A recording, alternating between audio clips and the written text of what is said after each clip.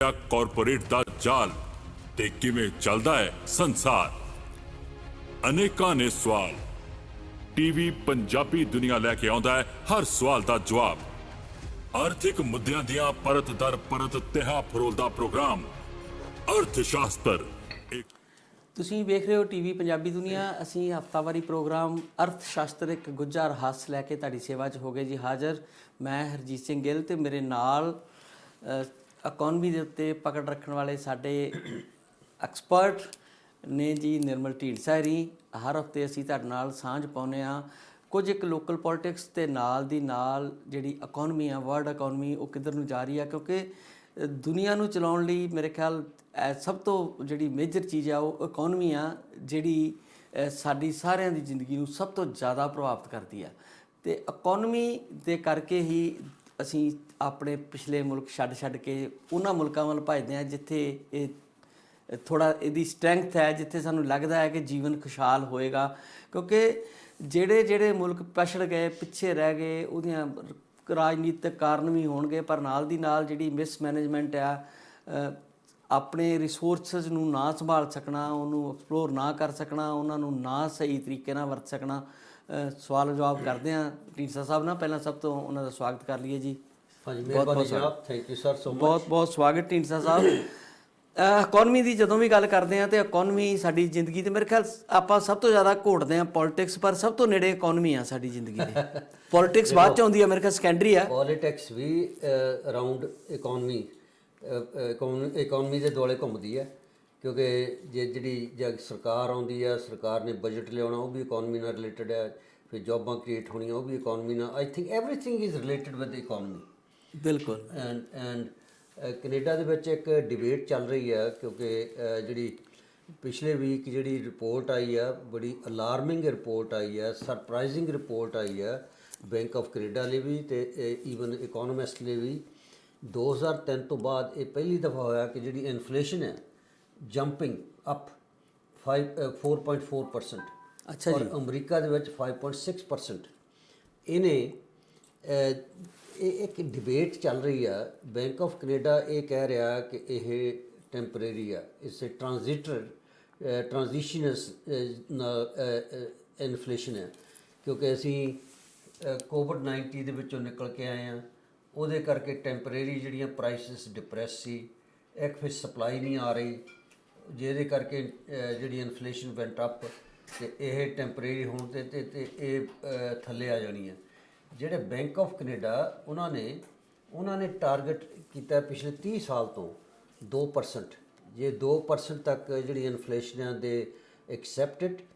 If it goes to over 2% then they take sum action. And ਹੁਣ ਇਹ bank of Canada ਦਾ ਜਿਹੜਾ governor ਹੈ mister ਕਾਲਨ, ਉਹਨੇ last week ਉਹ ਹਲੇ ਇਸ ਗੱਲ ਦੇ ਉੱਤੇ ਕਨਵਿੰਸ ਨਹੀਂ ਕਿ inflation is coming permanently and ਇਹਦੇ ਬਾਰੇ ਸਟੈਪਸ ਲੈਣੇ ਸ਼ੁਰੂ ਕਰ ਦਈਏ। ਉਹ ਇਹ ਕਹਿ ਰਹੇ ਆ ਕਿ inflation 1 to 3%, we will let it go even higher. How much is higher it should go before they take any action? There are two camps. ਇੱਕ ਤਾਂ ਇਹ ਕਹਿ ਰਿਹਾ, ਜਿਹੜਾ ਬੈਂਕ ਆਫ ਕੈਨੇਡਾ ਕਹਿ ਰਿਹਾ ਵੀ ਇਹ ਟੈਂਪਰੇਰੀ ਹੈ, ਇਟ ਵਿਲ ਕਮ ਡਾਊਨ। ਦੂਜਾ, ਪਿਛਲੇ ਵੀਕ ਰਾਇਲ ਬੈਂਕ ਦਾ CEO, ਨੈਸ਼ਨਲ ਬੈਂਕ ਦਾ CEO, they came out at front, they confronted the Bank of Canada. They said, ਕਿਉਂਕਿ ਲੋਕਾਂ ਦੇ ਕੋਲ they are watching very carefully transitions ਜਿਹੜੀਆਂ ਬੈਂਕਾਂ ਦੇ ਵਿੱਚ ਜਾ ਰਹੀਆਂ, ਕਿੰਨਾ ਉਹ ਕਹਿੰਦੇ ਆ ਵੀ ਇਹ ਜਿਹੜੀ ਇਨਫਲੇਸ਼ਨ ਆ that is coming and that inflation is coming permanently. Inflation is coming very fast. They have to take some. ਵੈਸੇ ਸਾਹਿਬ ਇਕੋਨਮੀ 'ਚ ਪਰਮਾਨੈਂਟਲੀ ਤਾਂ ਮੇਰੇ ਖਿਆਲ ਕੋਈ ਚੀਜ਼ ਵੀ ਨਹੀਂ ਹੁੰਦੀ। ਇਹ ਕਹਿ ਸਕਦੇ ਹਾਂ ਕਿ ਲੌਂਗ ਪੀਰੀਅਡ ਤੱਕ ਚੱਲੇਗੀ। ਹਾਂ, ਹੈ ਨਾ। ਪਰਮਾਨੈਂਟਲੀ ਤਾਂ ਕਦੀ ਕਹਿ ਨਹੀਂ ਸਕਦੇ ਆਪਾਂ ਵੀ ਇਹ ਪਰਮਾਨੈਂਟਲੀ ਇਨਫਲੇਸ਼ਨ ਹੋ ਗਿਆ ਤੇ ਹੁਣ ਇਹ ਵੀ ਵਾਪਸ ਹੀ ਨਹੀਂ ਆ ਸਕਦੇ। ਇਹ ਤਾਂ ਪੋਸੀਬਲ ਨਹੀਂ ਹੈ, ਹੈ ਨਾ।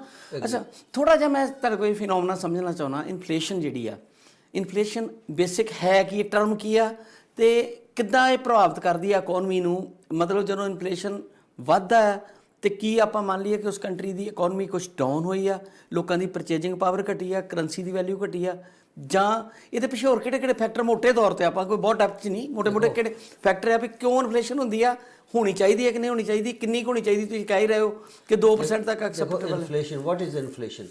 ਇਹਦੀ ਪ੍ਰਾਈਸ $2 ਹੈ। ਹਾਂਜੀ। ਐਂਡ $2 ਤੋਂ ਜਦੋਂ $2.50 ਹੋ ਗਈ, ਚੀਜ਼ ਤਾਂ ਉਹੀ ਹੈ, ਇਹਦੀ ਕੀਮਤ ਵੱਧ ਗਈ, ਇਹਦਾ ਇਫੈਕਟ ਪਊਗਾ ਕਿ ਨਹੀਂ ਤੁਹਾਡੇ ਦੇ ਉੱਤੇ? ਬਿਲਕੁਲ ਪਏਗਾ। ਸੋ ਉਹ ਸਾਹਮਣੇ ਤੁਸੀਂ $2 ਦੀ ਚੀਜ਼ ਲੈਣੀ ਹੈ, ਉਹੀ ਵੱਧ ਕੇ ਉਹੀ ਚੀਜ਼ ਹੈ, ਉਹਦੀ ਪ੍ਰਾਈਸ ਵੱਧ ਕੇ $2.50 ਹੋ ਗਈ, ਐਂਡ ਤੁਹਾਡੀ ਜਿਹੜੀ ਪਰਚੇਜ਼ਿੰਗ ਪਾਵਰ ਹੈ ਘਟ ਗਈ, ਰਾਈਟ? ਜਦੋਂ ਪਰਚੇਜ਼ਿੰਗ ਪਾਵਰ ਘਟਦੀ ਹੈ, ਦੈਟਸ ਇਫੈਕਟਸ ਤੁਹਾਡੀ ਲਾਈਫ ਸਟਾਈਲ, ਤੁਹਾਡਾ ਜਿਹੜੀ ਲਿਵਿੰਗ ਸਟੈਂਡਰਡ ਆਫ ਲਿਵਿੰਗ ਹੈ, ਉਹਦੇ 'ਤੇ ਇਫੈਕਟ ਹੁੰਦਾ। ਤੁਸੀਂ ਇਹੀ ਲਾ ਲਓ, ਜੇ ਇਟ ਮੀਨ ਕਿ ਕਰੰਸੀ ਦੀ ਵੈਲਿਊ ਡਿਕਰੀਜ਼ ਹੋਈ ਹੁੰਦੀ ਆ, ਕਿਉਂਕਿ ਪਹਿਲਾਂ $2 ਦੀ ਚੀਜ਼ ਆ ਰਹੀ ਸੀਗੀ, ਹੁਣ ਉਹ $2.5 ਦੀ ਹੋ ਗਈ। ਕੀ ਕਰੰਸੀ ਲੂਣੀ ਜਾਂ ਡਾਲਰ ਉਹ ਥੋੜਾ ਵੀਕ ਹੋਇਆ ਹੁੰਦਾ ਤਾਂ ਕਰਕੇ? That's right, exactly. ਤੁਸੀਂ ਦੇਖਿਆ ਜਾਂ ਹੁਣ ਇੰਡੀਆ ਦੇ ਵਿੱਚ ਜੋ ਆਪਾਂ ਜਾਈਦਾ, ਉੱਥੇ ਗੁੱਛੀ ਕਿੱਡੀ ਬੜੀ ਹੁੰਦੀ ਹੈ, ਹੁਣ ਤਾਂ ਇੱਕ ਦੇ 60 ਮਿਲਦੇ ਆ, ਰਾਈਟ? ਤਾਂ ਹੀ ਇਹਨੂੰ ਆਏ ਭੱਜੇ ਸੀ। ਦੈਟ ਮੀਨਸ ਉਹ ਰੁਪਈਏ ਦੀ ਵੈਲਿਊ ਘਟ ਗਈ। ਹਾਂ, ਉਹ ਜੋ ਵੈਲਿਊ ਘਟਦੀ, ਜਿਹੜੀ ਚੀਜ਼ ਹੈ ਉਹ ਤਾਂ ਉਹੀ ਹੈ, ਜਿਹੜੀ ਕਮੋਡਿਟੀ ਹੈ ਉਹ ਤਾਂ ਉਹੀ ਹੈ, ਪਰ ਉਹਦੀ ਜਿਹੜੀ ਪ੍ਰਾਈਸ ਹੈ ਉਹ ਵਧ ਗਈ। That called inflation. And that ਹੁਣ ਉਹਦਾ ਹਾਊ ਟੂ ਬੀਟ ਇਟ, ਕਿ ਉਹਦਾ ਇਹੀ ਇੱਕ ਹੈਗਾ ਕਿ ਤੁਹਾਡੀ ਫਿਰ ਤਨਖਾਹ ਵਧਣੀ ਚਾਹੀਦੀ ਹੈ, ਤੁਹਾਡੀ ਇਨਕਮ ਵਧਣੀ ਚਾਹੀਦੀ ਹੈ, ਉਸ ਹਿਸਾਬ ਦੇ ਨਾਲ ਤੁਹਾਡੀ ਜਿਹੜਾ ਸ਼ਬਦ ਵਰਤਦੇ ਆਪਾਂ ਬੜਾ ਕਾਮਨ ਕਿ ਪ੍ਰਾਈਸ ਇੰਡੈਕਸ ਦੇ ਨਾਲ ਜੋੜ ਕੇ ਸਾਰੀਆਂ ਚੀਜ਼ਾਂ ਨੂੰ ਵੇਖਿਆ ਜਾਵੇ। ਜੇ ਚੀਜ਼ਾਂ ਦੇ ਰੇਟ ਵਧੇ ਆ ਤੇ ਤੁਹਾਡੀ ਸੈਲਰੀ ਵੀ ਵਧੇ, ਤੁਹਾਡਾ ਬਾਕੀ ਚੀਜ਼ਾਂ ਜਿਹੜੀਆਂ ਉਹ ਸਾਰਾ ਕੁਝ ਤਾਂ ਹੀ ਸਟੈਂਡਰਡ ਲਿਵਿੰਗ ਤੁਹਾਡਾ ਰਹਿ ਸਕਦਾ। ਜੇ ਤੁਸੀਂ ਪ੍ਰਾਈਸ ਇੰਡੈਕਸ ਦੇ ਨਾਲ ਮਿਲ ਕੇ, ਜਿੱਦਾਂ ਡੀਏ ਵਗੈਰਾ ਵਧਦੇ ਆ ਹਮੇਸ਼ਾ ਇੰਡੀਆ 'ਚ ਆਪਾਂ ਵੇਖਦੇ ਆਏ ਮੁਲਾਜ਼ਮਾਂ ਦੇ ਜਾਂ ਹੋਰ ਤਨਖਾਹਾਂ ਵਧਦੀਆਂ, ਇੱਥੇ ਵੀ ਇਦਾਂ ਦਾ ਹੁੰਦਾ ਰਿਹਾ। ਮੈਨੂੰ ਯਾਦ ਹੈ 2015 ਜਦੋਂ ਆਏ ਸੀ $8.5 ਹੁੰਦੀ ਸੀ, ਹੁਣ ਜਿਹੜੀ ਡਬਲ ਹੋ ਗਈ ਲਗਭਗ 14.5-15। ਤੇ ਇਹ ਪ੍ਰਾਈਸ ਇੰਡੈਕਸ ਕਰਕੇ ਹੈ ਨਾ ਫਿਰ ਇਹ ਚੀਜ਼ਾਂ। ਹਾਂ, ਉਹ ਸਾਰਾ ਉਦੋਂ ਲੋਕ ਕਹਿੰਦੇ ਹੁੰਦੇ ਸੀ $60 ਦੀ ਡਿੱਗੀ ਭਰ ਕੇ ਗਰੋਸਰੀ ਲੈ ਕੇ ਆਉਨੇ ਆ, ਤੇ ਹੁਣ ਉਹ $300 ਦੀ ਵੀ ਨਹੀਂ ਭਰਦੀ। That's right, exactly.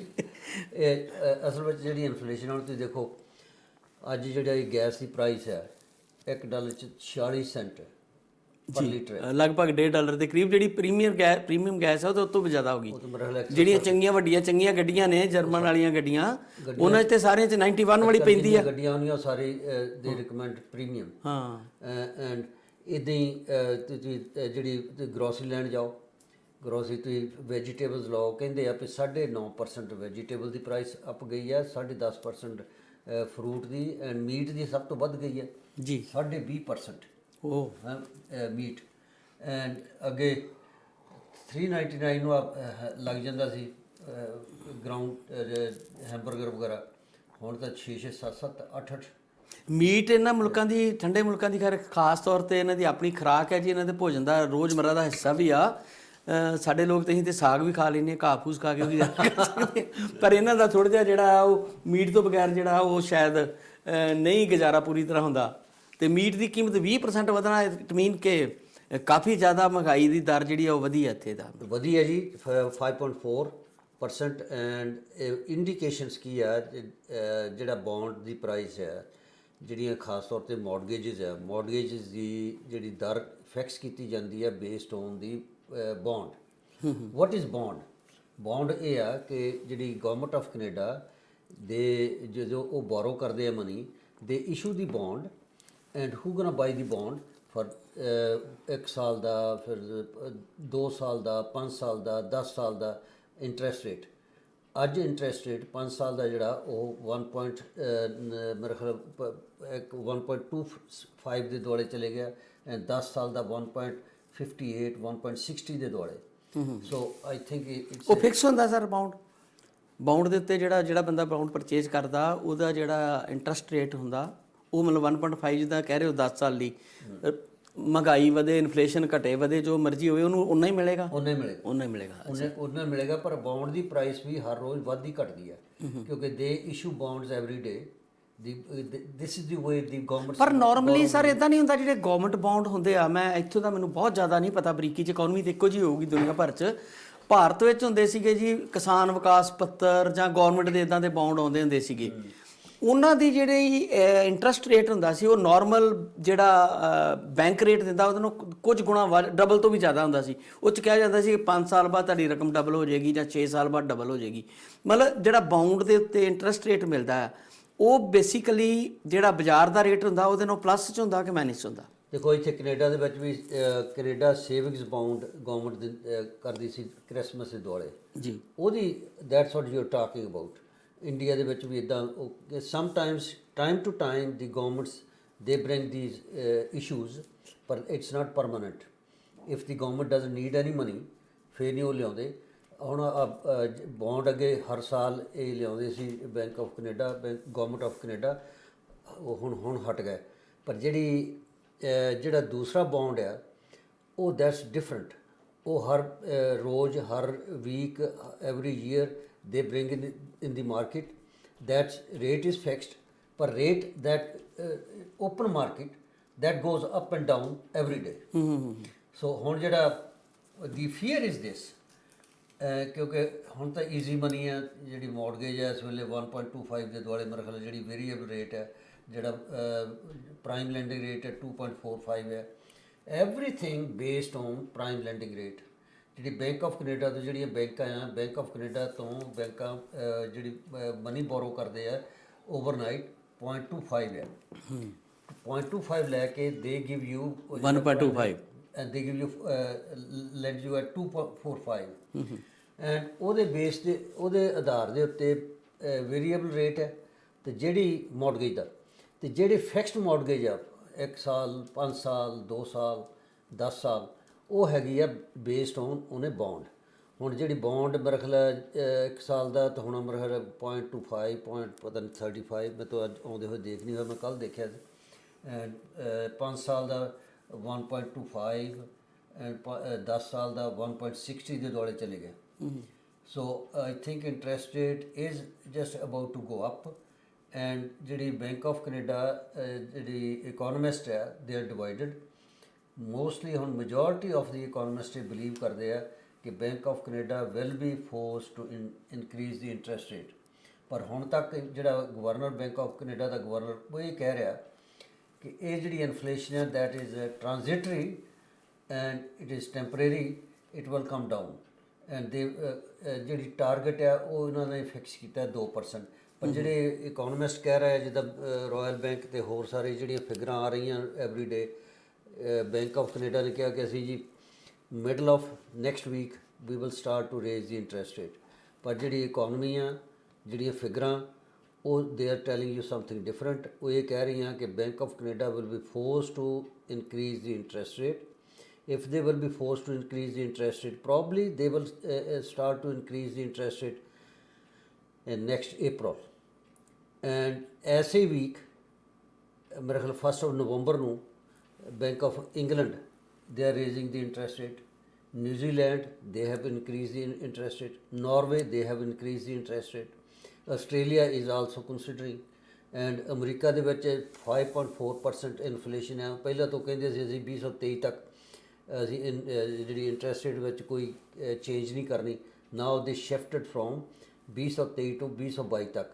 ਇੱਕ ਜਿਹੜੀ ਇਕੋਨਮੀ ਕਹਿ ਰਹੀ ਹੈ, ਫਿਗਰਾਂ ਇਹ ਕਹਿ ਰਹੀਆਂ ਕਿ they will be force to increase the interest rate probably by the middle of next year. ਯਾਨੀ ਕਿ ਜੇ ਬੈਂਕ ਆਫ ਕੈਨੇਡਾ ਜਾਂ ਕੋਈ ਵੀ ਦੁਨੀਆ ਦੇ ਵਿੱਚ ਇੱਕੋ ਜਿਹੀ ਇਕੋਨਮੀ ਤਾਂ ਇੱਕੋ ਤਰ੍ਹਾਂ ਚੱਲਦੀ ਹੋਵੇਗੀ ਨਾ, ਫੰਡਾਮੈਂਟਲ ਤਾਂ ਸਭ ਤੋਂ ਇੱਕੋ ਜਿਹੀ ਆ। ਉੱਥੋਂ ਦੀ ਜਿਹੜੀ ਕੰਟਰੋਲਿੰਗ ਅਥਾਰਟੀ ਆ ਜਿਹੜੀ ਇਕੋਨਮੀ ਨੂੰ ਕੰਟਰੋਲ ਕਰਦੀਆਂ, ਜਿੱਦਾਂ ਬੈਂਕ ਆਫ ਕੈਨੇਡਾ ਕਹਿ ਰਿਹਾ ਜਾਂ ਰਿਜ਼ਰਵ ਬੈਂਕ ਆਫ ਇੰਡੀਆ ਕਹਿ ਰਿਹਾ ਜਾਂ ਵੱਖਰੇ ਵੱਖਰੇ ਬੈਂਕਾਂ ਮੁਲਕਾਂ ਦੇ ਆਪੋ ਆਪਣੇ ਅਦਾਰੇ ਹੋਣਗੇ, ਉਹ ਇਨਫਲੇਸ਼ਨ ਨੂੰ ਕੰਟਰੋਲ ਕਰਨ ਲਈ ਇੰਟਰਸਟ ਰੇਟ ਵਧਾਉਂਦੇ ਆ ਤੇ ਉਹ ਕੰਟਰੋਲ ਹੁੰਦਾ ਇਨਫਲੇਸ਼ਨ ਉਹਦੇ ਨਾਲ? ਡੈਫੀਨਿਟਲੀ ਹੁੰਦਾ ਜੀ। ਦੇਖੋ ਇਹਨਾਂ ਕੋਲ ਜਦੋਂ ਇਨਫਲੇਸ਼ਨ, ਮੈਂ ਤਾਂ ਇਹਦੇ ਥਰੂ ਮੈਨੂੰ ਇੱਥੇ ਰਹਿੰਦੇ ਨੂੰ ਬਹੁਤ ਚਿਰ ਹੋ ਗਿਆ, ਤੁਹਾਨੂੰ ਵੀ ਤੁਸੀਂ ਵੀ ਦੇਖਿਆ ਹੀ ਆ, ਜਦੋਂ ਇਨਫਲੇਸ਼ਨ ਆਊਟ ਆਫ ਹੈਂਡ ਜਿਹੜਾ ਟਾਰਗੇਟ ਮਿਥਿਆ ਸਾਰੀਆਂ ਸਰਕਾਰਾਂ ਨੇ, ਬੈਂਕਾਂ ਨੇ। ਪਹਿਲਾਂ ਤਾਂ bank of Canada is working independently. ਇਹ ਪਾਰਲੀਮੈਂਟ ਦੇ ਨਾਲ ਐਵਰੀ 5 ਸਾਲਾਂ ਬਾਅਦ ਨੈਗੋਸ਼ੀਏਟ ਕਰਦੇ ਆ। ਪਿਛਲੇ 30 ਸਾਲਾਂ ਤੋਂ ਇਹਨਾਂ ਨੇ ਸੈੱਟ ਕੀਤਾ ਸੀ 2%। ਇਹ ਬੜਾ ਇੰਟਰਸਟਿੰਗ ਸਵਾਲ ਜਿਹੜਾ ਤੁਸੀਂ ਆਪ ਹੀ ਕਹਿ ਰਹੇ, ਮੇਰੇ ਦਿਮਾਗ 'ਚ ਚੱਲ ਰਿਹਾ ਸੀਗਾ ਕਿ ਐਕਚੁਅਲੀ ਇਕੋਨਮੀ ਨੂੰ ਕੰਟਰੋਲ ਕੀ ਸਰਕਾਰ ਕਰਦੀ ਆ? ਆਪਾਂ ਸਰਕਾਰ ਤੇ ਸਾਰੇ ਦਾਇਰਾ ਛੱਡਦੇ ਆ ਕਿ ਉਹਦੇ ਜਿਹੜੇ ਫਾਈਨੈਂਸ਼ੀਅਲ ਇੰਸਟੀਟਿਊਸ਼ਨ ਆ, ਕੀ ਕੋਈ ਗਾਈਡਲਾਈਨ ਹੁੰਦੀਆਂ ਉਹਦੇ ਅਕੋਰਡਿੰਗਲੀ ਉਹ ਕਰਦੇ ਆ, ਜਾਂ ਉਹਨਾਂ ਕੋਈ ਨਹੀਂ ਇੰਡੀਪੈਂਡੈਂਸ ਹੁੰਦੀ ਆ ਕਿ ਉਹਨਾਂ ਨੇ ਦੇਖਣਾ ਹੁੰਦਾ ਕਿ ਅਸੀਂ ਇਕੋਨਮੀ ਨੂੰ ਕਿੱਦਾਂ ਚਲਾਉਣਾ ਹੈ? ਤੇ ਫਿਰ ਸਰਕਾਰ ਦਾ ਰੋਲ ਵਿੱਚ ਕੀ ਰਹਿ ਜਾਂਦਾ? ਇਹ ਮੈਂ ਬੜਾ ਮੈਨੂੰ ਲੱਗ ਰਿਹਾ ਸੀਗਾ ਕਿ ਬੜਾ ਜ਼ਰੂਰੀ, ਕਿਉਂਕਿ ਆਪਣਾ ਮੈਂ ਜਿੱਦਾਂ ਸ਼ੁਰੂ 'ਚ ਕਿਹਾ ਸਾਡਾ ਸਾਰਾ ਜ਼ੋਰ ਜਿਹੜਾ ਆ ਉਹ ਪੋਲਿਟਿਕਸ ਦੇ ਦੁਆਲੇ ਘੁੰਮਦਾ ਕਿ ਪੋਲਿਟਿਕਸ ਇਹਨੂੰ ਲੈ ਆਓ ਤੇ ਇੰਝ ਹੋ ਜਾਏਗਾ, ਇਹਨੂੰ ਲੈ ਆਓ ਤੇ ਸਾਡੀ ਤਨਖਾਹ ਵੱਧ ਜੂਗੀ, ਤੇ ਲਿਬਰ ਨੂੰ ਲੈ ਆਓ ਤੇ ਸਾਨੂੰ ਇਹ ਫਾਇਦਾ ਹੋ ਜਾਊਗਾ। ਯਾਨੀ ਕਿ ਜਿਹੜੀ ਇਕਨੋਮੀ ਆ ਕੀ ਇਹ ਡਾਇਰੈਕਟਲੀ ਸਰਕਾਰ ਦੇ ਕੰਟਰੋਲ 'ਚ ਹੈ ਜਾਂ ਸਰਕਾਰ ਸਿਰਫ ਸਲਾਹ ਹੀ ਦੇ ਸਕਦੀ ਆ?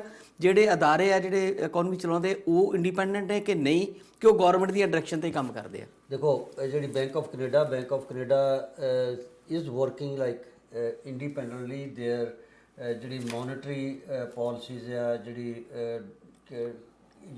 ਕਰੰਸੀ ਕਿੰਨੀ ਛਾਪਣੀ ਆ, ਕਰੰਸੀ ਕਿੰਨੀ ਫਲੋਟ ਹੋਣੀ ਚਾਹੀਦੀ ਆ, ਇੰਟਰਸਟ ਰੇਟ ਕਿੰਨਾ ਹੋਣਾ ਚਾਹੀਦਾ, ਉਹਦੇ 'ਤੇ ਕਿੰਨੀ ਲਿਮਿਟੇਸ਼ਨ ਹੈ, ਦੇ ਵਰਕ ਇੰਡੀਪੈਂਡੈਂਟਲੀ ਪਰ they are working with the finance minister too. ਪਰ ਆਪਾਂ ਇਲਜ਼ਾਮ ਲਾਉਂਦੇ ਆ ਨਾ ਅਕਸਰ, ਜਦੋਂ ਹੁਣ ਆ CRB ਦਿੱਤਾ ਤੇ ਆਪਣੇ ਪ੍ਰੋਗਰਾਮਾਂ 'ਚ ਆਪਾਂ ਕਹਿੰਦੇ ਰਹੇ ਆ ਕਿ ਬਸ ਜੀ ਇਹਨਾਂ ਨੂੰ ਇੱਕ ਨੁਕਤਾ ਲੱਭ ਗਿਆ, ਬਸ ਪ੍ਰਿੰਟ ਕਰੀ ਜਾਓ ਸੁੱਟੀ ਜਾਓ, ਪ੍ਰਿੰਟ ਕਰੀ ਜਾਓ ਸੁੱਟੀ ਜਾਓ। ਫਿਰ ਜੇ ਬੈਂਕ ਆਫ ਕੈਨੇਡਾ ਹੀ ਕੰਟਰੋਲ ਕਰਦਾ, how they allow to finance minister ਕਿ ਇਦਾਂ ਨਹੀਂ ਹੋ ਸਕਦਾ? ਨਹੀਂ, ਫਾਈਨਾਂਸ ਮਿਨਿਸਟਰ ਦਾ ਆਪਣਾ ਰੋਲ ਹੈ। ਫਾਈਨਾਂਸ ਦੇਖੋ ਉਹਨਾਂ ਨੇ ਸਰਕਾਰ ਚਲਾਉਣੀ ਹੈ, ਹੈਗੀ ਤਾਂ ਜਿਹੜੀ ਬੈਂਕ ਆਫ ਕੈਨੇਡਾ ਠੀਕ ਹੈ ਕਹਿੰਦੇ ਹਾਂ ਅਸੀਂ ਇੰਡੀਪੈਂਡੈਂਟਲੀ, ਪਰ that is the part of the government and that's ਜਿਹੜੀ ਫਾਈਨਾਂਸ ਮਿਨਿਸਟਰ ਦੇ ਅੰਡਰ ਆਉਂਦਾ ਬੈਂਕ ਆਫ ਕੈਨੇਡਾ ਵੀ। ਪਰ ਦੇ ਯੂਜ਼ਲੀ ਲੈਟ ਦੈਮ, ਜਿਹੜੀ ਬੈਂਕ ਆਫ ਕੈਨੇਡਾ ਨੇ ਇੱਕ ਟਾਰਗੇਟ ਸੈੱਟ ਕੀਤਾ ਹੈ 2%, ਜੇ 2% ਤੱਕ ਇਨਫਲੇਸ਼ਨ 2% ਤੋਂ ਉੱਪਰ ਜਾਂਦੀ ਹੈ ਇਨਫਲੇਸ਼ਨ, ਦੈਨ ਦੇ increase the interest rate, that increase the interest rate ਇਫੈਕਟਿੰਗ to ਐਵਰੀਬੋਡੀ। ਕਿਉਂਕਿ ਜਦੋਂ ਤੁਸੀਂ ਇੰਟਰਸਟ ਰੇਟ ਅਪ ਕਰਨਾ, ਫਿਰ ਜਿਹੜੀ ਬੰਦਾ ਥੋੜ੍ਹਾ ਬੜਾ ਦੇਖ ਕੇ ਪੈਰ ਪਸਾਰਦਾ ਵੀ ਕਿੰਨੀ ਕੁ ਮੇਰੇ 'ਚ ਹਿੰਮਤ ਆ। ਜਿੱਦਾਂ ਹੁਣ ਲਾ ਲਓ, ਹੁਣ ਤਾਂ ਫ੍ਰੀ ਵਰਗੀ ਮਨੀ ਹੈ, ਜਿਹੜੇ ਘਰ ਲਈ ਜਾ ਰਹੇ ਆ ਬੋਲੀਆਂ ਦੇ ਕੇ ਲਈ ਜਾ ਰਹੇ ਆ, ਕਾਰਾਂ ਕਿੰਨੀਆਂ, ਜੇ ਤੁਸੀਂ ਲੋਨ ਫੜਨਾ ਉਹਦੇ 'ਤੇ ਵੀ ਸਸਤਾ। ਸੋ ਜੇ ਇੰਟਰਸਟ ਰੇਟ ਅਪ ਹੋਵੇ ਪੀਪਲ ਵਿਲ ਥਿੰਕ ਟਵਾਈਸ, ਕਿਉਂਕਿ ਜਿੰਨੀ ਤੁਹਾਡੀ ਇਨਕਮ ਤਾਂ ਉਸ ਹਿਸਾਬ ਨਾਲ ਨਹੀਂ। ਫਿਰ ਸਰ ਸਰਕੂਲੇਸ਼ਨ ਨਹੀਂ ਘਟੂਗੀ ਮਨੀ ਦੀ? ਜੇ ਲੋਕ ਸੋਚਣ ਲੱਗ ਜਾਣਗੇ ਯਾਰ ਇਹ ਤਾਂ ਮਹਿੰਗਾ ਹੋ ਰਿਹਾ, ਮੈਂ ਨਾ ਹੀ ਲਵਾਂ, ਸਾਰ ਲਵਾਂ ਜੇ ਚੱਲਦਾ ਕੰਮ, ਤੇ ਫਿਰ ਦੂਜੇ ਪਾਸੇ ਅਸੀਂ ਕਹਿੰਦੇ ਹਾਂ ਕਿ ਇਕਨੋਮੀ ਬੂਸਟ ਤਾਂ ਮਿਲਦਾ ਜੇ ਮਨੀ ਦੀ ਸਰਕੂਲੇਸ਼ਨ ਰਹੇ। ਉਹ ਜਿਹੜੇ ਆਪਣੇ ਇੰਡੀਆ ਦੇ ਬਾਣੀਆਂ ਵਾਂਗੂ ਤਿਜੋਰੀ 'ਚ ਪਾ ਦਿੰਦੇ, ਬਾਹਰ ਕੱਢਦੇ ਹੀ ਨਹੀਂ, ਤੇ ਉਹ ਕਹਿੰਦੇ ਬੜਾ ਖਤਰਨਾਕ ਰੁਝਾਨ ਹੁੰਦਾ। ਦੈਟ ਜੌਬ, ਇਹ ਜੌਬ ਬੈਂਕ ਆਫ ਕੈਨੇਡਾ ਦੀ। ਹਾਂਜੀ, ਬੈਂਕ ਆਫ ਕੈਨੇਡਾ ਨੇ ਦੇਖਣਾ ਕਿ ਜਿਹੜੀ ਤੁਸੀਂ ਕਹਿੰਦੇ ਹੋ ਕਿ ਕਿੰਨੀ, ਜੇ ਉਹ ਨਾ ਕੋਈ ਐਕਸ਼ਨ ਲੈਣ ਤਾਂ ਇਨਫਲੇਸ਼ਨ ਇੱਕ ਦਫਾ ਤਾਂ ਇੱਥੇ ਇਨਫਲੇਸ਼ਨ ਜੀ 15% ਹੋ ਗਈ ਸੀ। ਅੱਛਾ, 20% ਤੱਕ ਵੀ ਚਲੇ ਗਈ ਸੀ। ਵੀ ਪੇਡ ਦੀ ਇਹ ਮੇਰਾ 74 75 ਦੀ ਗੱਲ ਹੈ। ਐਂਡ ਆਈ ਪੇਡ ਜਿਹੜੀ ਮੌਰਗੇਜ ਹੈ 21%। ਐਂਡ ਉਹ ਫਿਰ ਇਹਨਾਂ ਨੇ ਇੰਟਰਸਟ ਰੇਟ ਇੰਨਾ ਅਪ ਕਰ ਦਿੱਤਾ, then economy slap in recession. There is no 21% interest rate ਹੋ ਗਿਆ ਸੀ ਉਹਦੇ ਨਾਲ। ਹਾਂ, ਇਹਦਾ ਮਤਲਬ ਇਹ ਹੋਇਆ ਵੀ ਜੇ ਇਨਫਲੇਸ਼ਨ ਵਧੀ ਤੇ ਉਹਦੇ ਨਾਲ ਤੁਹਾਡਾ ਜਿਹੜਾ ਇੰਟਰਸਟ ਰੇਟ ਉਹ ਵੱਧਦਾ ਆ। ਤੇ ਇੱਕ ਪਾਸੇ ਆਪਾਂ ਕਹਿ ਰਹੇ ਹਾਂ ਕਿ ਇੰਟਰਸਟ ਰੇਟ ਨੂੰ ਵਧਾਉਣ ਕਰਕੇ ਇਨਫਲੇਸ਼ਨ ਤੇ ਕੰਟਰੋਲ ਹੋਏਗਾ। ਹੁਣੇ ਆਪਾਂ ਇਹ ਟਰਮ ਯੂਜ਼ ਕਰ ਰਹੇ ਸੀ ਕਿ ਜਦੋਂ 4.4% ਹੋ ਗਈ ਆ ਤੇ ਰਿਜ਼ਰਵ ਬੈਂਕ ਆਫ ਕੈਨੇਡਾ ਕਹਿੰਦਾ ਕਿ ਸਾਨੂੰ ਅਪ੍ਰੈਲ ਦੇ ਵਿੱਚ ਜਾ ਕੇ, ਜਾਂ ਉਹਨਾਂ ਨੂੰ ਸਲਾਹ ਦੇ ਰਹੇ ਨੇ ਜਿਹੜੇ ਫਾਈਨੈਂਸ਼ੀਅਲ ਐਡਵਾਈਜ਼ਰ ਨੇ, ਕਿ ਅਪ੍ਰੈਲ 'ਚ ਜਾ ਕੇ ਇੰਟਰਸਟ ਰੇਟ ਵਧਾਓ ਤਾਂ ਕਿ ਜਿਹੜਾ ਇਹ ਹੈਗਾ ਆਪਣਾ ਇਨਫਲੇਸ਼ਨ ਹੈ ਉਹ ਕੰਟਰੋਲ ਹੋ ਸਕੇ, 2% ਹੋ ਜੇ। ਮੰਨ ਲਓ 4.4% ਤੋਂ 2% ਤੇ ਆ ਜਾਂਦੀ ਆ, ਇਹਦੇ ਨਾਲ ਜਿਹੜੀ ਆ ਇਕਨੋਮੀ ਵਧੇਗੀ, ਇਹਦੇ ਨਾਲ ਇੰਟਰਸਟ ਰੇਟ ਵੀ ਵਧਣਗੇ, ਇਹਦੇ ਨਾਲ ਮਹਿੰਗਾਈ ਘਟੇਗੀ ਜਾਂ ਵਧੇਗੀ, ਕੀ ਹੋਏਗਾ? ਦੇਖੋ ਜਿਹੜੀ ਮਹਿੰਗਾਈ ਹੈ ਇਸ ਵੇਲੇ, ਹਾਂ ਇਨਫਲੇਸ਼ਨ ਦਾ ਮਤਲਬ ਮਹਿੰਗਾਈ ਹੈ, ਇਹਨੂੰ ਤਾਂ ਅੰਡਰਸਟੈਂਡ ਆਪਾਂ ਸਾਰੇ ਕਰਦੇ ਹਾਂ, ਰਾਈਟ। ਉਹ ਇਸ ਵੇਲੇ 4.4% ਤੇ ਹੈ। ਇਹਦਾ ਮਤਲਬ ਜੇ ਸਾਨੂੰ ਇੰਟਰਸਟ ਰੇਟ ਵੱਧ ਦੇਣਾ ਪਿਆ ਤੇ ਇਹਦਾ ਮਤਲਬ ਮਹਿੰਗਾਈ ਵੱਧ ਗਈ, ਇਨਫਲੇਸ਼ਨ ਰੇਟ ਵੀ ਵੱਧ ਗਿਆ। ਜਿਹੜਾ ਇਹ ਬੜਾ ਗੁੰਝਲਦਾਰ ਮਸਲਾ ਹੁੰਦਾ ਕਿ ਇਹ ਚੀਜ਼ਾਂ ਬੜੀ ਬਰੀਕੀ ਵਾਲੀਆਂ ਜਿਹੜੀਆਂ ਸਮਝ 'ਚ ਨਹੀਂ ਆਉਂਦੀਆਂ ਸਧਾਰਨ। ਇਨਫਲੇਸ਼ਨ ਦਾ ਮਤਲਬ ਇਹ ਆ, ਇਨਫਲੇਸ਼ਨ ਦਾ ਇਸ ਵੇਲੇ ਜਿਹੜਾ ਇੰਟਰਸਟ ਰੇਟ ਹੈ ਉਹ ਤਾਂ ਬੜਾ ਲੋ ਆ। ਇੰਟਰਸਟ ਰੇਟ ਇਸ ਵੇਲੇ ਤੁਸੀਂ ਵੇਰੀਏਬਲ ਜਿਹੜੀ ਮੌਰਗੇਜ ਆ ਤਾਂ 1.25 ਹੈ। ਇਨਫਲੇਸ਼ਨ ਜਿਹੜੀ ਉਸ ਚੀਜ਼ ਦੀਆਂ ਕੀਮਤਾਂ ਜਿਹੜੀਆਂ, ਜਿੱਦਾਂ ਆਪਾਂ ਗੱਲ ਕੀਤੀ ਆਇਲ ਦੀ ਕੀਮਤ ਕਿੱਥੇ ਚਲੇ ਗਈ, ਐਂਡ ਗਰੋਸਰੀ ਦੀ ਕੀਮਤ ਕਿੱਥੇ ਚਲੇ ਗਈ, ਇੱਦਾਂ ਕੱਪੜਿਆਂ ਦੀ, ਹੋਰ ਕਾਰਾਂ ਦੀ, ਹੋਰ ਐਵਰੀਥਿੰਗ। ਹਾਲੇ ਇੰਟਰਸਟ ਰੇਟ ਅਪ ਨਹੀਂ ਗਿਆ, ਇੰਟਰਸਟ ਰੇਟ ਤਾਂ ਉੱਥੇ ਹੀ ਹੈ। ਐਂਡ ਜੇ ਇਹਨੂੰ ਕੰਟਰੋਲ ਕਰਨ ਲਈ ਦੈਟਸ ਦੀ ਓਨਲੀ ਜਿਹੜਾ ਇਹਨਾਂ ਸਰਕਾਰਾਂ ਦੇ ਕੋਲ, ਇਹਨਾਂ ਬੈਂਕਾਂ ਦੇ ਕੋਲ ਇਹੀ ਹਥਿਆਰ ਆ, to jack up the interest rate. To jack up the interest rate means to make you slow, ਤਾਂ ਕਿ ਜਿਹੜੀਆਂ ਕੀਮਤਾਂ ਇੰਨੀਆਂ ਵੱਧਦੀਆਂ ਜਾ ਰਹੀਆਂ ਤੇ ਤੁਹਾਡੀ ਜਿਹੜੀ ਬਾਇੰਗ ਪਾਵਰ ਹੈ ਉਹਨੂੰ ਸਲੋ ਕਰਨਾ, ਰਾਈਟ। ਔਰ ਸਲੋ ਕਿੰਨਾ ਕਰਨਾ, ਉਹ ਇਹਨਾਂ ਨੇ ਟਾਰਗੇਟ ਰੱਖਿਆ 2%। ਜੇ 2% ਤੋਂ ਥੱਲੇ ਹੋਰ ਚਲੇ ਜਾਵੇ 0% ਤੇ ਚਲੇ ਜਾਵੇ ਫਿਰ ਇਹ ਗਵਰਨਮੈਂਟ ਆ ਜਿਹੜਾ ਲਿਆਉਣੀਆਂ ਸਟਿਮੂਲਸ ਪੈਕੇਜ ਆ ਜਿਹੜੀ ਤੁਸੀਂ ਪਹਿਲੋਂ ਗੱਲ ਕਰ ਚੁੱਕੇ ਹੋ ਕੋਵਿਡ-19 ਦੇ ਵਿੱਚ ਆਪਾਂ ਲੰਘ ਕੇ ਗਏ ਆ ਕਿੱਦਾਂ ਸਰਕਾਰ ਆਫਟਰ ਸਰਕਾਰ ਇਹਨਾਂ ਸਾਰਿਆਂ ਨੇ ਅਮਰੀਕਾ ਦੇ ਵਿੱਚ ਹਾਲੇ ਵੀ 120 ਟ੍ਰਿਲੀਅਨ ਡਾਲਰਸ ਏ ਵੀਕ ਕੈਨੇਡਾ ਵਿੱਚ 5 ਬਿਲੀਅਨ ਡਾਲਰਸ ਏ ਮੰਥ ਹੁਣ ਇਹ ਉਹਨੂੰ ਘਟਾ ਕੇ ਪਹਿਲਾਂ 4 ਬਿਲੀਅਨ ਕੀਤਾ ਫਿਰ 3 ਬਿਲੀਅਨ ਕੀਤਾ ਹੁਣ 2 ਬਿਲੀਅਨ ਹੈ ਮੇਰਾ ਖਿਆਲ ਹੈ ਇਹਨੂੰ ਵਾਈਪ ਆਊਟ ਕਰ ਦੇਣਗੇ ਅਮਰੀਕਾ ਵਾਲਿਆਂ ਨੇ ਤਾਂ ਕਹਿ ਦਿੱਤਾ ਸੀ ਨਵੰਬਰ ਤੋਂ ਇਹ 'ਚ ਕਟੌਤੀ ਕਰ ਦੇਣੀ ਹੈ ਐਂਡ ਕੈਨੇਡਾ ਵਾਲਿਆਂ ਨੇ ਆਲਰੇਡੀ ਕਰ ਦਿੱਤੀ ਹੈ and that means they are thinking ਕਿ ਜਿਹੜੀ ਇਨਫਲੇਸ਼ਨ ਇਜ਼ ਗੋਇੰਗ ਅਪ ਹੁਣ ਇਹਦੀ ਲੋੜ ਨਹੀਂ ਉਹ ਜਿਹੜੀ ਡਿਫਲੇਸ਼ਨ ਹੈ ਉਹਨੂੰ ਰੋਕਣ ਲਈ ਇਹ ਸਟਿਮੂਲਸ ਪੈਕੇਜ ਇਹਨਾਂ ਲਿਆਂਦਾ ਸੀ ਹੁਣ ਉਹਦੀ ਲੋੜ ਨਹੀਂ ਹੁਣ ਤਾਂ economy is booming economy is going up inflation is going up and ਤੁਸੀਂ ਦੇਖਿਆ ਹੀ ਆ ਜਿਹੜੇ ਸਮਾਲ ਬਿਜ਼ਨਸਮੈਨ ਹੈ ਉਹਨਾਂ ਨੂੰ EMPLOYE ਨਹੀਂ ਮਿਲ ਰਿਹਾ ਇੱਕ ਮੈਂ ਫਨੀ ਗੱਲ ਦੱਸਾਂ ਤੁਹਾਨੂੰ ਵੈਨਕੂਵਰ ਵਿੱਚ ਰੈਸਟੋਰੈਂਟ ਵਾਲਿਆਂ ਨੂੰ EMPLOYE ਨਹੀਂ ਮਿਲ ਰਿਹਾ ਇੱਕ ਰੈਸਟੋਰੈਂਟ ਵਾਲਿਆਂ ਨੇ ਕਿਹਾ ਵੀ ਜਿਹੜੀਆਂ ਡਿਸ਼ਵਾਸ਼ਰ ਹੈ ਜੇ ਕੋਈ ਡਿਸ਼ਵਾਸ਼ਰ ਨੂੰ ਮੈਂ ਹਾਇਰ ਕਰਨਾ will pay you $50,000 usually dishwasher ਨੂੰ ਮਿਨੀਮਮ ਪੇ ਕਰਦੇ ਆ 14 ਉੱਥੇ ਘੱਟ ਹੈ ਮੇਰੇ ਖਿਆਲ ਰੇਟ ਵੀ BC ਦਾ ਥੋੜਾ ਜਿਹਾ ਸਾਨੂੰ ਵੈਨਕੂਵਰ ਵਿੱਚ $15.25 ਹੈ ਅੱਛਾ ਇੱਥੇ ਘੱਟ ਹੈ ਇੱਥੇ ਘੱਟ ਹੈ ਵੈਨਕੂਵਰ ਜ਼ਿਆਦਾ ਹੈ ਇੱਥੇ ਮੇਰਾ $14 ਪਤਾ ਨਹੀਂ 30 ਮੇਰੇ ਖਿਆਲ 14.5 ਹੈ 14.5 ਹੁਣ 14.5 14.5 ਮੇਰੇ ਖਿਆਲ ਹਾਂਜੀ ਰਾਈਟ ਹਾਂਜੀ ਅੱਛਾ ਮੈਂ ਇਹ ਸੋਚ ਰਿਹਾ ਸੀਗਾ ਕਿ ਕਿਉਂਕਿ ਤੁਸੀਂ ਹੁਣ ਬਾਰ-ਬਾਰ ਇੰਟਰਸਟ ਰੇਟ ਦੀ ਗੱਲ ਕਰ ਰਹੇ ਹੋ ਮੌਜੂਦਾ ਸਿਨੈਰੀਓ ਦੇ ਵਿੱਚ ਜਿਹੜਾ ਹਾਊਸ ਬਾਇੰਗ ਕਰਨ ਵਾਲੇ ਲੋਕ ਆ ਉਹਨਾਂ ਨੂੰ ਕੀ ਸਹੀ ਸਲਾਹ ਆ ਕਿ ਉਹ ਜਿਹੜਾ ਉਹਨੂੰ ਫਿਕਸ ਕਰਾਉਣ ਉਹ 'ਚ ਫਾਇਦਾ ਹੈ ਜਾਂ ਉਹਨੂੰ ਓਪਨ ਇੰਡੀਪੈਂਡੈਂਟ ਜਿਹੜਾ ਹੁੰਦਾ ਵੇਰੀਏਬਲ ਉਹ ਰੱਖਣ ਤੇ ਉਹਦੇ 'ਚ ਫਾਇਦਾ ਇਟਸ ਵੈਰੀ ਇੰਪੋਰਟੈਂਟ ਕੁਐਸਚਨ ਹਾਂਜੀ ਐਂਡ ਇਨ ਮਾਈ ਓਪੀਨੀਅਨ ਕਿਉਂਕਿ ਜਿਹੜੀਆਂ ਦੇਖੋ ਇੰਡੀਕੇਸ਼ਨਸ ਆਰ ਦੇਅਰ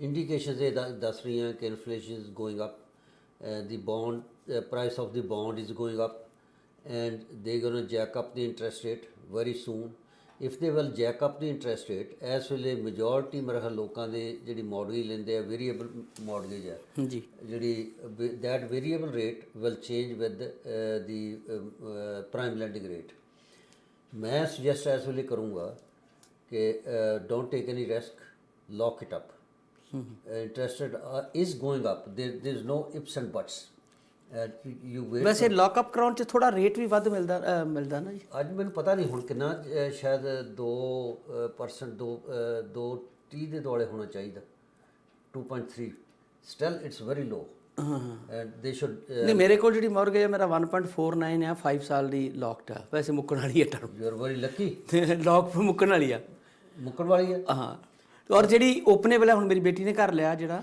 ਤੇ ਉਹਦੀ ਵੇਰੀਏਬਲ ਹੈ ਉਹਨੂੰ 1.3 ਦੇ ਕਰੀਬ ਜਿਹੜਾ ਉਹ ਮਿਲਿਆ ਵੇਰੀਏਬਲ ਹਾਂਜੀ ਇਹਦੇ ਮੇਰੀ ਵੀ ਲੜਕੀ ਨੇ ਲਿਆ ਉਹਦਾ ਵੀ ਵੇਰੀਏਬਲ ਪਤਾ ਨਹੀਂ 1.25 ਹੈ ਮੈਂ ਉਹਨੂੰ ਸੁਜੈਸਟ ਕੀਤਾ ਸੀ ਉਹ ਤਾਂ ਆਪ ਬੈਂਕ 'ਚ ਆਪ ਮੌਰਗੇਜ ਦਾ ਸਾਰਾ ਕਰਦੀ ਹੈ ਮੈਂ ਸੁਜੈਸਟ ਕੀਤਾ ਸੀ ਕਿ you should lock it up ਜੇ ਸਾਰੀ ਨਹੀਂ ਲੌਕ ਕਰਨੀ why you don't take any chance ਘੱਟੋ ਘੱਟ ਅੱਧੀ ਲੌਕ ਕਰ ਲਓ ਪਰ 1.25 ਮਿਲਿਆ ਵਾ ਜਦੋਂ ਲੌਕ ਕਰਨਗੇ ਤੇ ਉਹਦਾ ਰੇਟ ਜੰਪ ਨਹੀਂ ਕਰੇਗਾ ਉਹਨਾਂ ਨੂੰ ਜੰਪ ਕਰੂਗਾ ਯੈਸ ਉਹਨਾਂ ਨੂੰ ਮੁਸ਼ਕਲ ਲੱਗੂਗਾ ਥੋੜਾ ਜਿਹਾ ਕਿ ਮੈਂ ਤੇ ਹੁਣ 1500 ਦੇ ਰਿਹਾ ਸੀ ਤੇ ਹੁਣ 2500 ਹੋ ਗਿਆ ਹਾਂ ਦੈਟਸ ਰਾਈਟ ਮੁਸ਼ਕਲ ਤੇ ਲੱਗੂਗਾ ਥੋੜਾ ਜਿਹਾ ਹੈ ਨਾ ਇਹ ਕਾਰਨ ਹੁੰਦਾ ਅੱਛਾ ਇੱਕ ਟਰਮ ਮੈਂ ਤੁਹਾਡੇ ਕੋਲ ਹੋਰ ਸਮਝਣੀ ਆ ਆਮ ਤੌਰ ਤੇ ਕਿਹਾ ਜਾਂਦਾ ਆ ਰਿਜ਼ਰਵ ਬੈਂਕਾਂ ਕੋਲ ਰਿਜ਼ਰਵਸ ਹੁੰਦੇ ਆ ਜਿੱਦਾਂ ਆਪਾਂ ਬੈਂਕ ਆਫ ਕੈਨੇਡਾ ਕੋਲ ਵੀ ਰਿਜ਼ਰਵ ਹੋਣਗੇ ਇੰਡੀਆ ਦਾ ਜਿਹੜਾ ਹੈਗਾ ਆਪਣਾ ਰਿਜ਼ਰਵ ਬੈਂਕ ਆਫ ਇੰਡੀਆ ਉਹਦਾ ਨਾਂ ਹੀ ਰਿਜ਼ਰਵ ਬੈਂਕ ਆਫ ਇੰਡੀਆ ਕਰ ਉਹ ਤੋਂ ਸਾਬਤ ਹੀ ਆ ਵੀ ਉਹ ਰਿਜ਼ਰਵ ਰੱਖਦਾ ਕੋਈ ਨਾ ਕੋਈ ਮਨੀ ਪਿੱਛੇ ਇਹ ਜਿਹੜਾ ਰਿਜ਼ਰਵ ਹੁੰਦਾ ਇਹਦਾ ਕੀ ਮਕਸਦ ਹੁੰਦਾ ਇਹਦਾ ਮਨੀ ਦੀ ਇਨਫਲੇਸ਼ਨ ਨਾਲ ਕੋਈ ਸੰਬੰਧ ਹੈਗਾ ਕਿ ਨਹੀਂ ਹੈਗਾ ਜੇ ਰਿਜ਼ਰਵ ਜ਼ਿਆਦਾ ਹੋਣਗੇ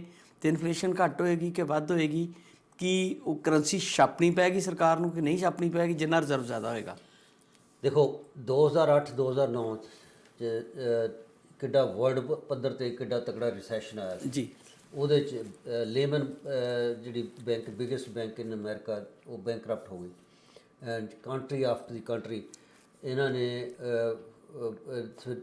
ਸਟਿਮੂਲਸ ਪੈਕੇਜ ਲਿਆਉਣਾ ਸ਼ੁਰੂ ਕਰਤਾ ਬੈਂਕਾਂ ਨੂੰ ਅਲਾਉ ਕਰਤਾ ਕਿ print the money and throw the money in the market by start to buy the bond and ਤਾਂ ਕਿ ਬੌਂਡ ਦੀ ਪ੍ਰਾਈਸ ਥੱਲੇ ਆ ਜਾਏ ਐਂਡ ਸੋ ਜਿਹੜੀਆਂ ਕੈਨੇਡਾ ਦੀਆਂ ਬੈਂਕਾਂ ਨੂੰ 20 ਮਾਰਚ ਮਾਰਚ 1920 ਤੋਂ ਜਿਹੜਾ ਬੈਂਕ ਰੈਗੂਲੇਟਰ ਹੈ ਉਹਨੇ ਇਹਨਾਂ ਨੂੰ ਸਟਾਪ ਕਰਤਾ ਬੈਂਕਾਂ ਨੂੰ ਕਿ ਤੁਸੀਂ ਸ਼ੇਅਰ ਹੋਲਡਰਸ ਨੂੰ ਜਿਹੜੇ ਡਿਵੀਡੈਂਡ ਹੈ ਉਹ ਵਧਾਉਣੇ ਨਹੀਂ, ਐਂਡ ਨਾ ਹੀ ਤੁਸੀਂ you are not allowed to buy your own shares and you need reserve, ਕਿਉਂਕਿ ਉਹ ਐਕਸਪੈਕਟ ਕਰਦੇ ਸੀ ਵੀ ਪਤਾ ਨਹੀਂ ਕਿੰਨੀਆਂ ਬੈਂਕਰਪਸੀਆਂ ਹੋਣ, ਲੋਕੀ ਘਰ ਛੱਡ ਕੇ ਨੱਠ ਜਾਣ, and then that will affect the mortgage. ਉਹ ਹੁਣ ਇਹ ਜਿਹੜੀਆਂ ਹੁਣ ਰਿਪੋਰਟਾਂ ਆ ਰਹੀਆਂ, ਕਿਉਂਕਿ ਇੱਦਾਂ ਹੋਈ ਨਹੀਂ, ਬੈਂਕਾਂ ਨੇ ਰਿਜ਼ਰਵ ਰੱਖਿਆ ਸੀ ਕਈ ਬਿਲੀਅਨ ਡਾਲਰਸ, ਰਾਈਟ, ਹੁਣ ਉਹ ਰਿਲੀਜ਼ ਕਰ ਰਹੇ ਆ। ਸੋ ਦੈਟਸ ਵਾਟ ਦੇ ਨੀਡ ਇਟ। ਕਿ ਉਦੋਂ ਇਹ ਵੀ ਹੋਇਆ, ਬੈਂਕਾਂ ਨੇ ਇਹ ਵੀ ਕਰਤਾ ਕਿ ਜੇ ਕੋਈ ਮੌਰਗੇਜ ਨਹੀਂ ਪੇ ਕਰ ਸਕਦਾ ਉਹ ਐਕਸਟੈਂਡ ਕਰਤੀ ਸੀ, ਪਰ ਉਹਨਾਂ ਨਾਲ ਇੰਟਰਸਟ ਵੀ ਐਕਸਟੈਂਡ ਕੀਤਾ ਸੀ, ਇੰਟਰਸਟ ਵੀ ਵੱਧ ਗਿਆ ਉਹਦੇ ਨਾਲ। 7,20,000 ਬੰਦਿਆਂ ਨੇ ਇਹ ਕਰਾਇਆ ਸੀ। ਐਂਡ ਪਰ ਮੈਂ ਆਈ ਵਿਲ ਨਾਟ ਸੁਜੈਸਟ, ਜੇ ਕੋਈ ਪੇ ਕਰ ਸਕਦਾ ਤਾਂ ਉਹਨਾਂ ਨੂੰ ਪੇ ਕਰਨਾ ਚਾਹੀਦਾ। ਬੈਂਕਾਂ what the banks did, okay ਤੁਸੀਂ ਜੇ ਨਹੀਂ ਪੇ ਕਰ ਸਕਦੇ ਤੁਸੀਂ ਇਹਨੂੰ ਐਕਸਟੈਂਡ ਕਰ ਸਕਦੇ ਹੋ 6 ਮਹੀਨੇ 2 ਮਹੀਨੇ 4 ਮਹੀਨੇ ਵਾਟ ਐਵਰ ਇਟ ਇਜ਼। ਇਹਦਾ ਮਤਲਬ ਇਹ ਨਹੀਂ ਕਿ ਤੁਹਾਨੂੰ ਮੁਆਫ ਕਰ ਦੇਣਗੇ, ਇੰਟਰਸਟ ਪੈਣਾ ਉਹਦਾ, ਇੰਟਰਸਟ ਪੈਣਾ, ਉਹ ਇੰਟਰਸਟ ਵਿੱਚ ਐਡ ਕਰ ਦੇਣਗੇ ਇਨ ਦੀ ਐਂਡ ਆਫ ਇਟ ਟਰਮ। ਹਾਂਜੀ, ਅੱਛਾ, ਇੱਕ ਰਿਜ਼ਰਵ ਜਿਹੜਾ ਵਿਡਰਾ ਕਰਦੀਆਂ ਨੇ ਸਰਕਾਰਾਂ, ਜਿਹਦਾ ਇੰਡੀਆ 'ਚ ਬੜਾ ਰੌਲਾ ਪਿਆ ਪਿੱਛੇ, ਪਹਿਲਾਂ ਇੰਨਾ ਰਿਲੀਜ਼ ਕਰ ਲਿਆ ਜੀ, ਇੰਨੇ ਹਜ਼ਾਰ ਕਰੋੜ ਡਾਲਰ, ਫਿਰ ਇੰਨੇ ਕਰਬ, ਜ਼ਬਰਦਸਤੀ ਉਹਨਾਂ ਨੂੰ ਮਜਬੂਰ ਕੀਤਾ ਗਿਆ ਰਿਜ਼ਰਵ ਬੈਂਕ ਨੂੰ। ਇਦਾਂ ਦੀ ਘਟਨਾ ਕਹਿੰਦੇ ਅਰਜਨਟਾਈਨਾ 'ਚ ਵੀ ਹੁੰਦੀ ਰਹੀ ਆ। ਅਰਜਨਟਾਈਨਾ ਦੀ ਸਰਕਾਰ ਨੇ ਇਹ ਪਾਲਿਸੀ ਕੀਤੀ ਕਿ ਆਪਣੇ ਰੋਜ਼ਮर्रा ਦੇ ਕੰਮ ਚਲਾਉਣ ਲਈ ਬੈਂਕ ਦਾ ਰਿਜ਼ਰਵ ਕਢਾਈ ਗਏ ਤੇ ਆਖਰਕਾਰ ਉਹ ਬੈਂਕਰਪਸੀ ਦੇ ਨੇੜੇ ਹੀ ਪਹੁੰਚ ਗਿਆ ਸੀ। ਅਰਜਨਟਾਈਨਾ ਦੀ ਇਕਨੋਮੀ ਬਹੁਤ ਵੀਕ ਗਿਣੀ ਜਾਂਦੀ ਆ, ਹੁਣ ਵੀ ਗਿਣੀ ਜਾਂਦੀ ਆ, ਤੇ ਇਹੀ ਖੇਡ ਭਾਰਤ ਵਿੱਚ ਹੋਈ। ਕੀ ਕਦੀ ਇਹਨਾਂ ਮੁਲਕਾਂ 'ਚ ਵੀ ਇੱਦਾਂ ਹੁੰਦਾ ਹੈ ਕਿ ਜਿੱਦਾਂ ਤੁਸੀਂ ਕਹਿ ਰਹੇ ਹੋ ਕਿ ਜਿਹੜੇ ਬੈਂਕ ਨੇ ਉਹ ਆਪਣੇ ਆਪ ਰਿਲੀਜ਼ ਕਰਦੇ ਨੇ ਆਪਣੇ ਰਿਜ਼ਰਵ 'ਚੋਂ, ਜਾਂ ਸਰਕਾਰਾਂ ਆਪਣੀ ਲੋੜ ਮੁਤਾਬਕ ਉਹਨਾਂ ਨੂੰ ਮਜਬੂਰ ਕਰਦੀਆਂ ਨੇ ਕਿ ਇੰਨਾ ਪੈਸਾ ਹੁਣ ਮਾਰਕੀਟ 'ਚ ਆਉਣਾ ਚਾਹੀਦਾ, ਰਿਜ਼ਰਵ 'ਚੋਂ ਤੁਸੀਂ ਪੈਸੇ ਦਿਓ? ਦੇਖੋ, ਇਹ ਇੱਥੇ ਦਾ ਕੈਪੀਟਲਿਸਟ ਸਿਸਟਮ ਹੈ, ਇੰਪੀਰੀਅਲਿਜ਼ਮ, ਕੈਪੀਟਲਿਜ਼ਮ, ਐਂਡ ਸਰਕਾਰਾਂ ਵੀ ਉਹਨੂੰ ਹੀ ਰਿਪਰੈਜ਼ੈਂਟ ਕਰਦੀਆਂ। ਇਹ ਜਿਹੜੀਆਂ ਬੈਂਕਾਂ ਆ ਦੇ ਵਰਕ ਇੰਡੀਪੈਂਡੈਂਟਲੀ, ਪਰ there under the Bank of Canada.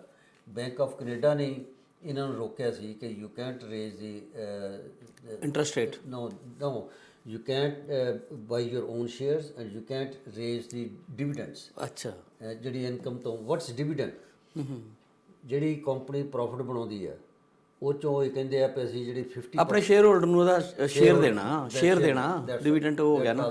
ਹਾਂ, ਅੱਛਾ, ਮੈਂ ਇੱਕ ਸਵਾਲ ਹੋਰ ਬੇਸਿਕ ਹੈ, ਵੈਸੇ ਕਈ ਬਚਕਾਨਾ ਵੀ ਲੱਗ ਸਕਦਾ।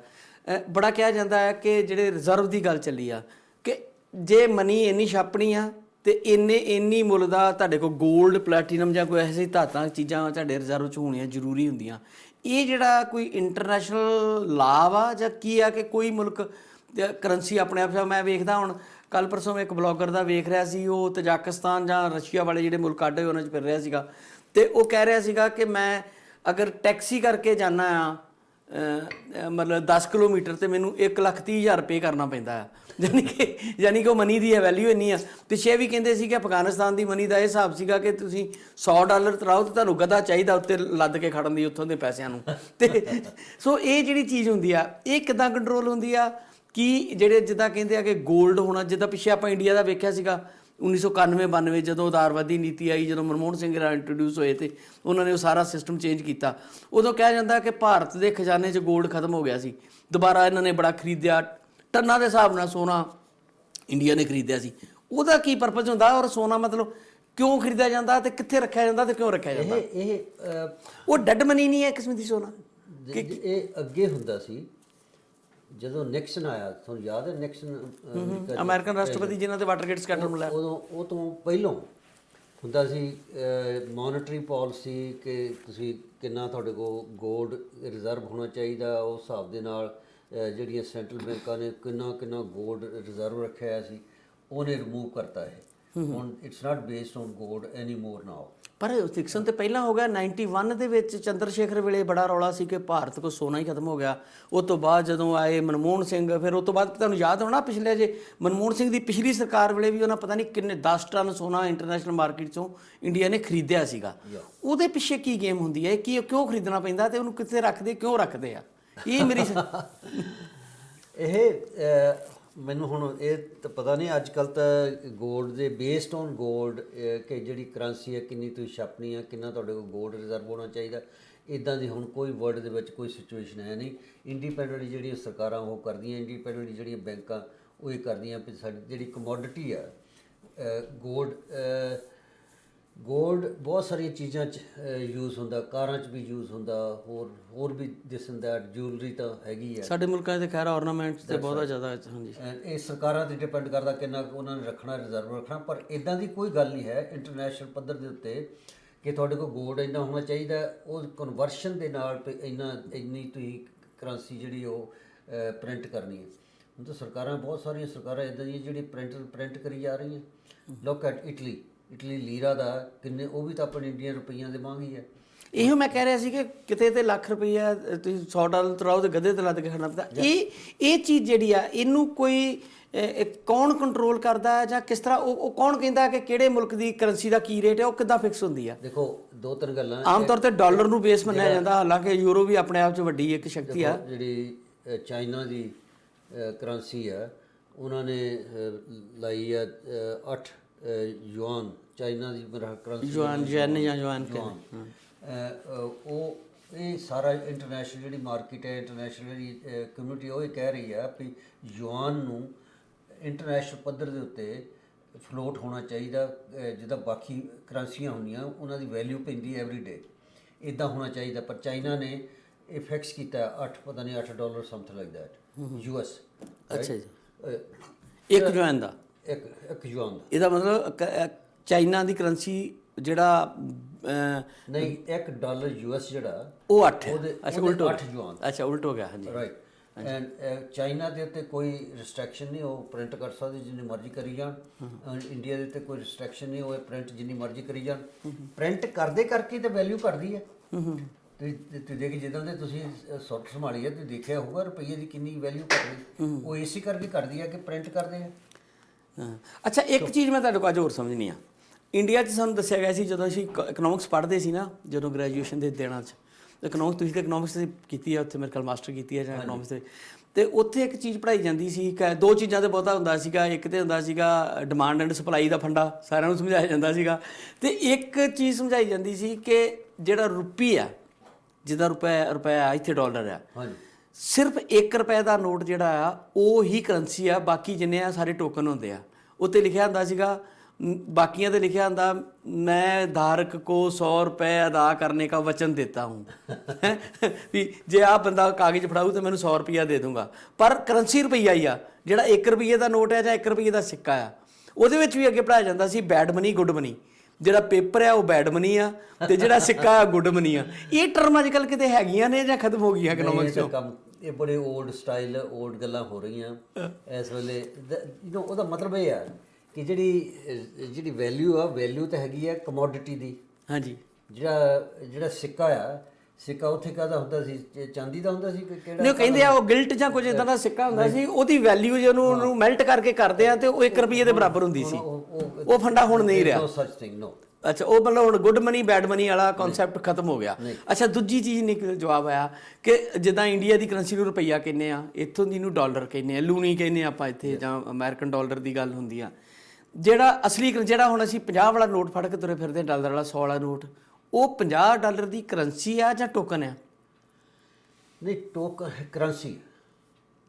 ਅੱਛਾ, ਟੋਕਨ ਕਿੱਦਾਂ ਹੋਇਆ? ਟੋਕਨ ਤਾਂ ਨਹੀਂ, ਉਹਦੇ ਵਿੱਚ ਸਿਰਫ ਇਹ ਆ ਕਿ ਮੈਂ ਵਚਨ ਦੇਣਾ, ਉਹ ਵਚਨ ਵਾਪਸ ਵੀ ਲੈ ਸਕਦਾ। ਜੇ ਵੇਖੋ, ਚ ਇੱਕ ਹੋਰ ਗੱਲ ਹੁੰਦੀ ਆ, ਜਿਹੜਾ $1 ਹੁੰਦਾ ਨਾ ਸਰ, ਉਹਦੇ ਤੇ ਰਿਜ਼ਰਵ ਬੈਂਕ ਆਫ ਇੰਡੀਆ ਦੇ ਦਸਤਖਤ ਹੁੰਦੇ ਆ, ਗਵਰਨਰ ਦੇ।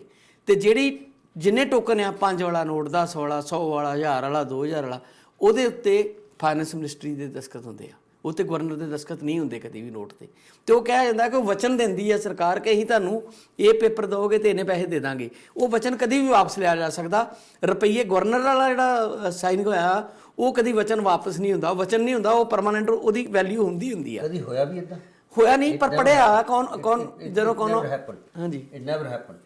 ਐਂਡ ਐਕਚੁਅਲੀ ਤਾਂ ਜਿਹੜੀ ਕਰੰਸੀ ਆ, ਵੈਸੇ ਮੈਂ ਸੁਣਿਆ ਕਿ ਇੰਡੋਨੇਸ਼ੀਆ 'ਚ ਜਾਂ ਪੁਰਾਣੇ ਸਮੇਂ ਜਦੋਂ ਵਰਲਡ ਵਾਰ ਦੇ ਸਮਿਆਂ ਦੇ ਵਿੱਚ ਇਦਾਂ ਦੇ ਹਾਲਾਤ ਬਣੇ ਆ ਕਈ ਵਾਰ ਕਿ ਉਹ ਨੋਟਾਂ ਦੀ ਕੋਈ ਵੈਲਿਊ ਨਹੀਂ ਸੀ, ਲੋਕੀ ਅੱਗ ਲਾ ਕੇ ਉਹਦੇ ਨਾਲ ਧੂੰਆਂ ਸੇਕ ਦਿੰਦੇ। ਉਹ ਤਾਂ ਜੀ ਹੈ ਇਸ ਤਰ੍ਹਾਂ ਦੀਆਂ ਗੱਲਾਂ। ਐਕਚੁਅਲੀ ਜਿਹੜੀ ਵੈਲਿਊ ਆ, ਵੈਲਿਊ ਤਾਂ ਕਮੋਡਿਟੀ ਦੀ ਆ, ਚੀਜ਼ ਦੀ ਵੈਲਿਊ ਆ, ਘਰ ਦੀ ਵੈਲਿਊ ਆ ਜੀ, ਰਾਈਟ, ਕਾਰ ਦੀ ਵੈਲਿਊ ਆ। ਜਿਹੜੀ ਕਰੰਸੀ ਆ, ਉਹ ਤਾਂ that just float. who control the currency? I think Bank of Canada, and Bank of Canada controls Reserve Bank of India, they control Reserve Bank of USA, they control monetary policy, and ਉਹੀ set ਕਰਦੇ ਆ interest rate ਨੂੰ, ਉਹੀ watch ਕਰਦੇ ਆ inflation ਨੂੰ, and all kind of things. ਜੀ ਚਲੋ ਅੱਜ ਦਾ ਸਾਡਾ ਟੌਪਿਕ ਜੀ ਇਨਫਲੇਸ਼ਨ ਦੇ ਆਲੇ ਦੁਆਲੇ ਸੀਗਾ ਕਿ ਇਨਫਲੇਸ਼ਨ ਹੁੰਦਾ ਕਿਉਂ ਆ, ਕਿੰਨਾ ਹੋਣਾ ਜ਼ਰੂਰੀ ਆ, ਸਰਕਾਰਾਂ ਇਹਨੂੰ ਕਿਵੇਂ ਕੰਟਰੋਲ ਕਰਦੀਆਂ, ਇਹਦਾ ਮਹਿੰਗਾਈ ਜਿਹੜੀ ਆ ਉਹਦੇ ਨਾਲ ਸਿੱਧਾ ਕੀ ਸੰਬੰਧ ਆ, ਕਰੰਸੀ ਦੀ ਵੈਲਿਊ ਨਾਲ ਕੀ ਸੰਬੰਧ ਆ। ਮੈਨੂੰ ਉਮੀਦ ਹੈ ਕਿ ਕੁਝ ਨਾ ਕੁਝ ਚੀਜ਼ਾਂ ਸਾਡੇ ਸਰੋਤੇ ਦਰਸ਼ਕ ਜਿਹੜੇ ਆ ਉਹਨਾਂ ਦੀ ਸਮਝ ਵੀ ਆਈਆਂ ਹੋਣਗੀਆਂ, ਕਿਉਂਕਿ ਬੜੇ ਬੇਸਿਕ ਜਿਹੇ ਸਵਾਲ ਨੇ, ਪਰ ਕਈ ਵਾਰ ਅਸੀਂ ਉਲਝ ਜਾਂਦੇ ਆ ਕਿ ਇਹ ਟਰਮ ਜਿਹੜੀਆਂ ਨੇ ਬੜੀਆਂ ਟੈਕਨੀਕਲ ਟਰਮ ਹੁੰਦੀਆਂ ਨੇ ਜਿਨ੍ਹਾਂ ਦਾ ਸਾਨੂੰ ਪਤਾ ਨਹੀਂ ਲੱਗਦਾ। ਮੈਂ ਵੀ ਅੱਜ ਮਤਲਬ ਮੈਨੂੰ ਖੁਦ ਨੂੰ ਇਕੋਨਮੀ ਬਾਰੇ ਬਹੁਤੀ ਸਮਝ ਨਹੀਂ, ਇਸ ਕਰਕੇ ਕਈ ਸਵਾਲ ਹੋ ਸਕਦਾ ਜਿਹੜੇ ਇਕੋਨਮੀ ਨੂੰ ਬਿਹਤਰ ਸਮਝਦੇ ਹੋਣ ਉਹਨਾਂ ਨੂੰ ਮੇਰੇ ਸਵਾਲ ਵੀ ਬਚਕਾਨਾ ਲੱਗੇ ਹੋਣ, ਪਰ ਕਿਉਂਕਿ ਅਸੀਂ ਉਹ ਚੀਜ਼ਾਂ ਆਪਣੇ ਆਮ ਸਧਾਰਨ ਦਰਸ਼ਕਾਂ ਤੱਕ ਪਹੁੰਚਾਉਣ ਦੀ ਨੀਅਤ ਨਾਲ ਉਹ ਸਵਾਲ ਬਣਾਉਂਦੇ ਆ ਤੇ ਕੋਸ਼ਿਸ਼ ਕਰਦੇ ਆ ਕਿ ਸਿੰਪਲ ਟਰਮ ਦੇ ਵਿੱਚ ਇਕੋਨਮੀ ਦੀਆਂ ਗੁੰਝਲਾਂ ਨੂੰ ਜਿਹੜਾ ਉਹ ਅਸੀਂ ਐਕਸਪਲੇਨ ਕਰ ਸਕੀਏ। ਸੋ ਜਿਹੜਾ ਹਰ ਵਾਰੀ ਬੜੀ ਖੂਬਸੂਰਤੀ ਨਾਲ ਪੇਸ਼ ਕਰਦੇ ਨੇ ਢੀਂਡਸਾ ਸਾਹਿਬ, ਬਹੁਤ ਬਹੁਤ ਤੁਹਾਡਾ ਸ਼ੁਕਰੀਆ ਜੀ। ਤੁਸੀਂ ਬਹੁਤ ਵਧੀਆ ਕੀਮਤੀ ਗੱਲਾਂ ਦੱਸਦੇ ਹੋ, ਨਹੀਂ ਪਤਾ ਹੁੰਦਾ ਸਾਨੂੰ ਇਹਨਾਂ ਚੀਜ਼ਾਂ ਦਾ। ਬਹੁਤ ਬਹੁਤ ਧੰਨਵਾਦ ਸਰ, ਧੰਨਵਾਦ, ਸ਼ੁਕਰੀਆ ਜੀ।